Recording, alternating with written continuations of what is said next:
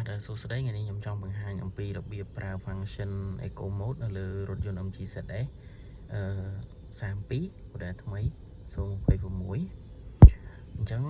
ដើម្បីប្រើ eco mode ជាក់ស្ដែង version ថ្មីវា update វាអត់មានកន្លែងសេរីឬក៏អីទេអញ្ចឹងពាក់ព័ន្ធមួយ eco mode គឺប្រើនៅលើចង្កឹះលេខអញ្ចឹងបើយើងចង់ដាក់ eco mode គឺយើងត្រូវជាន់ frank ហើយគឺយើងដៃលេខរបស់យើងឃើញនៅលើដៃលេខរបស់យើងវាមានទីតាំងលេខ PRND អញ្ចឹងកន្លែង D ហ្នឹងវាមាន slash មួយទៀត